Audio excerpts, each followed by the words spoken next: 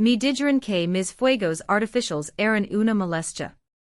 Que el estalido de mi color contra la noche ofendía la calma, que el silbido de mi alegría ascendiendo era un ruido incesario, una perturbación egoísta en un mundo que exigia silencio y conformidad.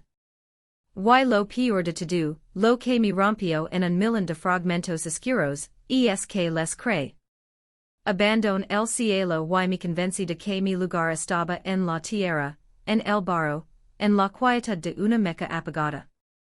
Antes de la queja, antes del veredicto que silenció mi alma, Michigan vida era un constante espectáculo pirotécnico. No porque fuera grandiosa o perfecta, sino porque estaba viva. Mi risa no era una risa contenida, era una detonación de felicidad que buscaba el eco en las paredes, en los rostros de otros.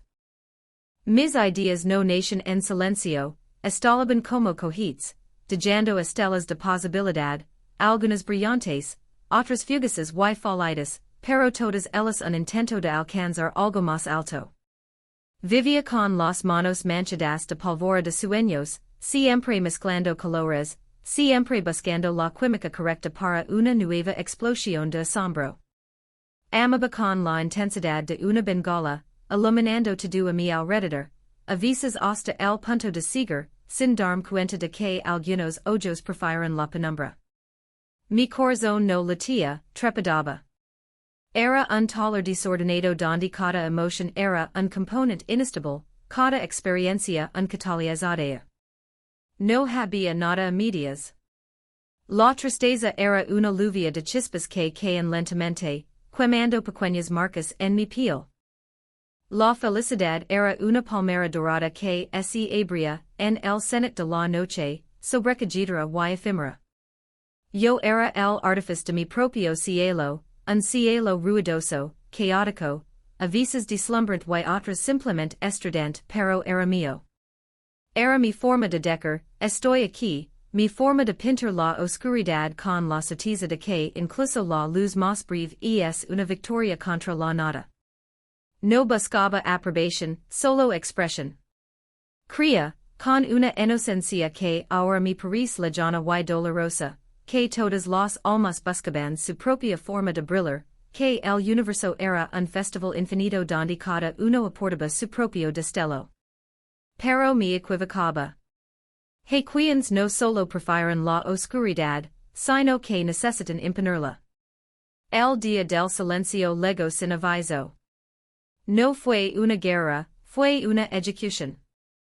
Las palabras que me condenaron no fueron gritadas, fueron susurradas con la precisión helada de un cirujano. Vinieron de la persona cuyo cielo yo más anhelaba iluminar, de quien yo creía era el espectador principal de mi humilde función. No puedes seguir así, me dijo, con una calma que era más cruel que cualquier grito. Es demasiado. Tu luz es agitadora. Tu ruido es egoísta. Madura de una vez y apágalo todo. Cada palabra fue un clavo. Apágalo. Todo. No fue una sugerencia, fue una orden. Y en su mirada no six preocupación, six hastío. Vi el reflejo de mí misma como una molestia, como un error de cálculo en su ordenada existencia. El estalido más grande de mi vida no fue de alegría, fue el de mi propio ser implosionando. El silencio que siguió a sus palabras fue el más ruidoso que he conocido jamás. Fue el sonido de mil cohetes cayendo del cielo sin explotar. El silbido de las mecas apagándose una a una. El chasquido de mi columna vertebral rindiéndose. En ese instante, todo el color se drenó del mundo. Mi festival había terminado. Y el único espectador importante se había marchado, dejando atrás la crítica, el juicio y una oscuridad absoluta. Y así me retiro a mi camper. Mi pequeño mundo de metal y plástico sobre ruedas. Antes había sido un símbolo de libertad, el vehículo para buscar nuevos cielos que pintar. Ahora se convirtió en mi caparazón, mi refugio y mi celda. Lo estación en el lugar más gris que pude encontrar, un rincón olvidado donde la única vista era un muro de hormigón. Y allí dentro cumplí la orden. Lo apague todo. Los primeros meses fueron un descenso en espiral hacia la nada. El silencio dentro del camper era una prisión física. Ya no había risas, ni música, ni el rasgueo de un lápiz sobre el papel. Solo el zumbido constante y monotono del pequeño refrigerador, un recordatorio mecánico de que el tiempo seguía pasando aunque mi vida se hubiera detenido. Me sentaba durante horas mirando por la ventana la pared de hormigón, un lienzo gris que reflejaba perfectamente el estado de mi alma. Comía sin hambre, dormía sin descanso. Me movía por el pequeño espacio como un fantasma, mis propios pasos amortiguados por la alfombra barata, como si hasta el sonido de mi existencia fuera una ofensa. El mundo exterior existía, lo sabía, pero es esencia como una película lejana proyectada en una pantalla sucia. Los colores parecían desaturados, los sonidos distorsionados, como si estuviera bajo el agua. Me convertí en una experta del camuflaje. Me vestía de gris y negros, me encogía para ocupar menos espacio, mantenía la mirada baja para no cruzarme con nadie. La queja se había convertido en mi evangelio. Es demasiado. Eres demasiado. La voz no era ya la suya, era la mía. Era el eco constante en la caverna de mi cráneo. Cada vez que sentía el más mínimo impulso de algo, un recuerdo de una canción, una idea fugaz, una emoción que intentaba burbujir, la voz la aplastaba sin piedad. Alegría. Egoísta. Tristeza. Dramática. Creatividad. Inútil. Me había convertido en mi propio guardián, el carcelero más cruel, asegurándome de que ninguna luz escapara de mi prisión autoimpuesta. El camper, mi pequeño universo de 4 por 2 metros, es el lino de la pólvora humida de mis sueños muertos. El air era denso con el olor fracaso, a rendición. Estaba rota. No de una manera poética o interesante. Estaba rota como si rompe un objeto, inservible, descartado, esperando a que el óxido lo devore por completo. Toc fondo el día que me di cuenta de que lavaba semanas sin mirarme al espejo. No por vanidad, sino por miedo. Miedo de no encontrar a nadie allí. Miedo de que lo que viera fuera la confirmación final de que la luz se había extinguido para siempre, que solo quedaba la carcasa vacía de un fuego artificial que nunca llegó a ser. La oscuridad era total. Y había aceptado que esa era mi nueva realidad. Una vida sin color, sin sonido, sin luz. Una vida obediente. Una vida silenciosa. Una vida que no molestaba a nadie. Una vida que no valía la pena ser vivida. El cambio no llegó como un trueno, sino como el casi imperceptible parpadeo de una luciérnaga moribunda. Fue una tarde de lluvia torrencial. Los gatos golpeaban el techo del camper con una furia monótona que, por primera vez en mucho tiempo, se sincronizó con el caos silencioso de mi interior. Estaba akracada, hecha un ovillo, cuando mi mano rozó una vieja caja de cartón que había metido debajo de la cama el día que me mudé. Por pura inercia, sin un propósito real, la sac. Dentro, entre cuadernos viejos y recuerdos empolvados, había una pequeña caja de cerillas. Era una de esas cajas de recuerdo de un restaurante, al que solía ir, uno de esos lugares ruidosos y llenos de vida que yo amaba. Sin pensa, sac una cerilla. El áspero sonido del fósforo raspando contra la lija fue el primer ruido deliberado que había hecho en meses. Y entonces, la llama. Una pequeña, temblorosa, insignificant llama anaranjada. Era tan pequeña, tan fragile. Podía apagarla con un soplido. Pero en la penumbra del camper, en la opresiva oscuridad de mi vida, aquella pequeña llama era un sol. Mi quid mirandola, hipnotizada. No era ruidosa. No era agitadora. No era demasiado. Era solo luz. Pura y simple. Y mientras la observaba consumir la madera, una pregunta se abrió paso a través de la densa niebla de mi mente, una pregunta tan herética que me hizo temblar. El problema nunca fue mi luz. El problema siempre fue la oscuridad de los demás. No fue una revelación, fue una grita. Una figura minúscula en el muro de hormigón que había construido alrededor de mi corazón. La cerilla se consumió, quemandome ligeramente el dedo, un dolor agudo y real que me ancló al presente. Y en ese dolor, en esa pequeña quemadura, sentí algo más. Sentí el fantasma de una posibilidad. La posibilidad de que la orden que había obedecido ciegamente no fuera una verdad universal, sino la opinión de una sola persona asustada. Ese día no cambió nada y lo cambió todo. No salí corriendo a la calle a gritar mi recién descubierta duda. Simplemente, no volví a guardar la caja de cerillas.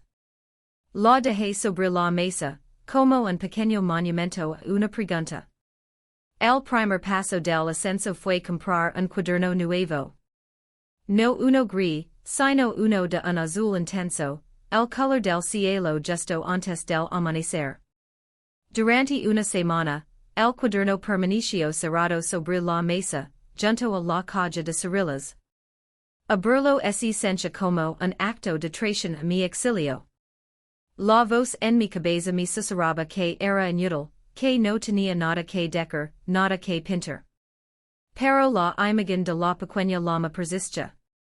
Un día, con el corazón martillando en el pecho como si estuviera cometiendo un crimen, lo abrí. No escribí palabras. Dibujé una cerilla. Luego otra. Y otra. Lean una página entera con pequeñas llamas temblorosas.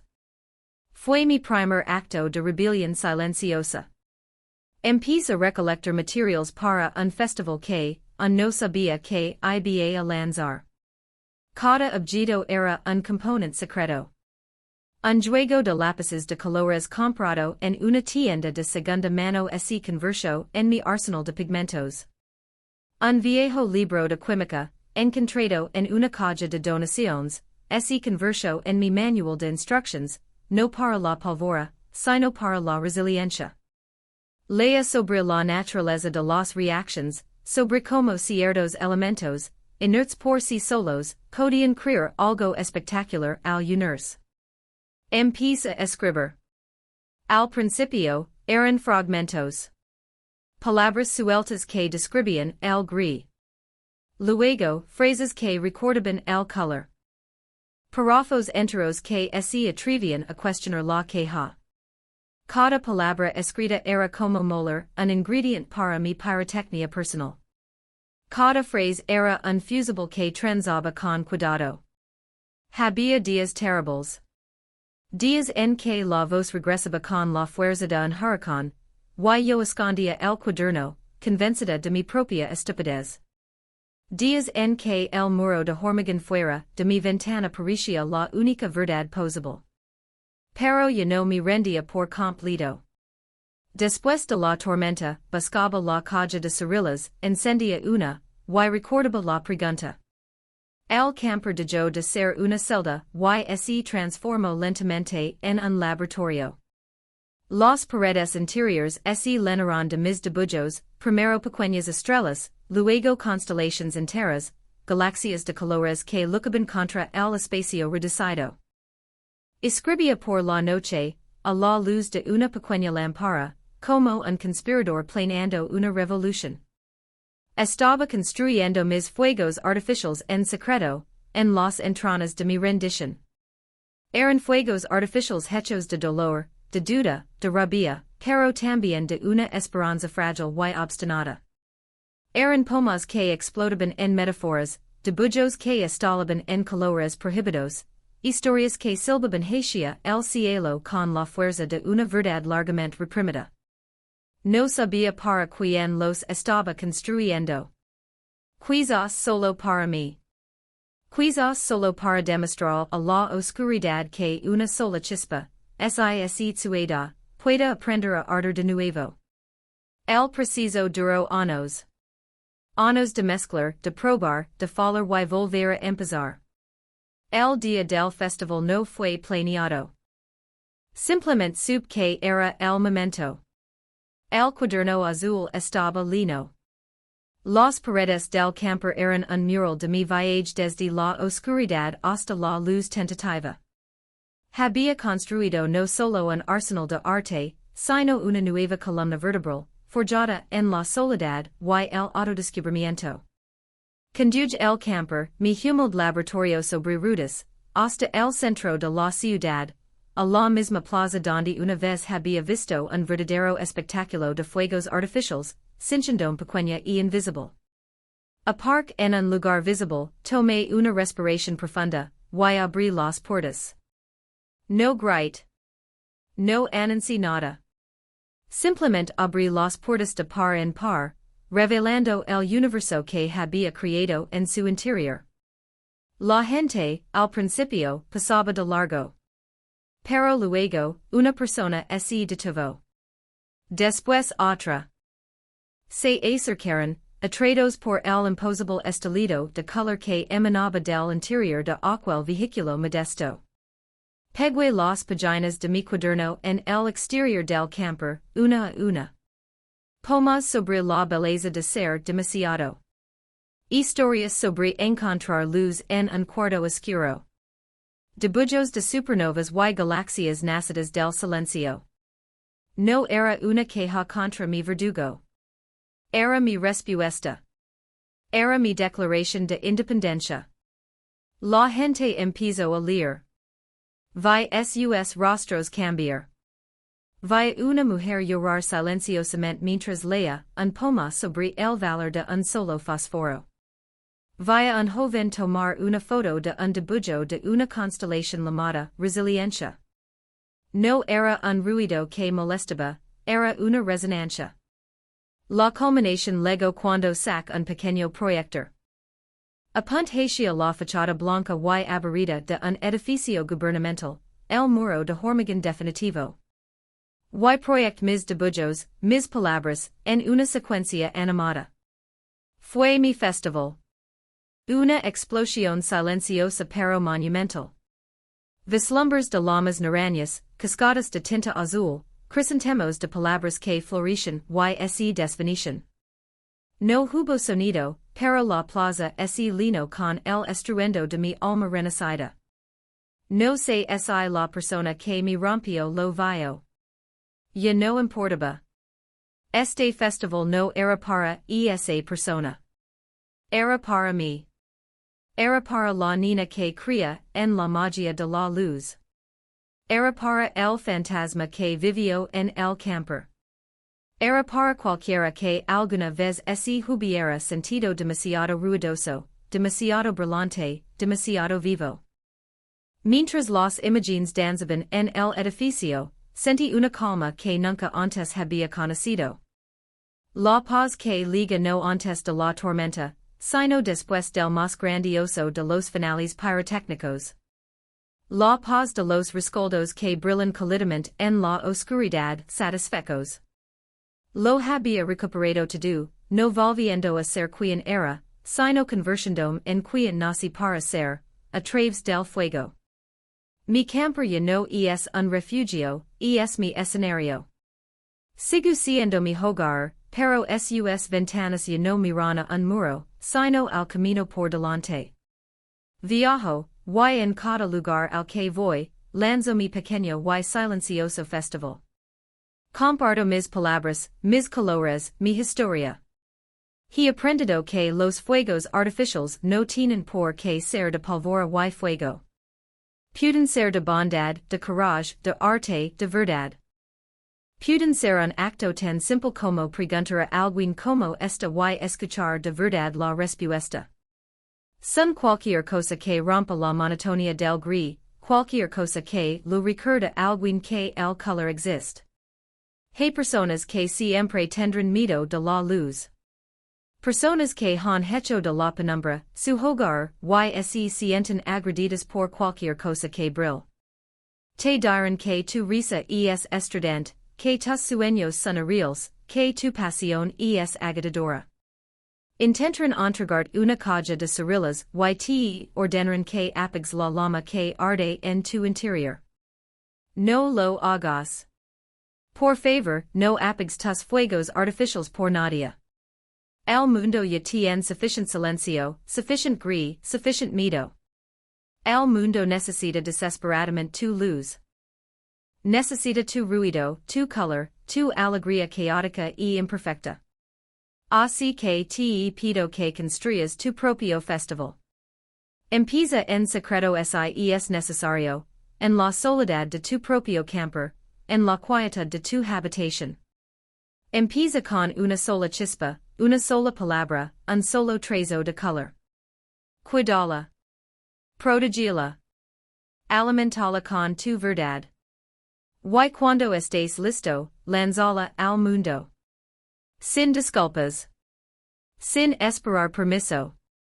Lanza tu espectáculo. Y descubrirás la magia más profunda de todas, que tu luz no solo te iluminará a ti, sino que servirá de faro. Y en la distancia, en la vasta oscuridad, verás como otras luces lejanas, otros fuegos artificiales que no se atrevían a estallar, comenzarán a responder, pintando el cielo contigo.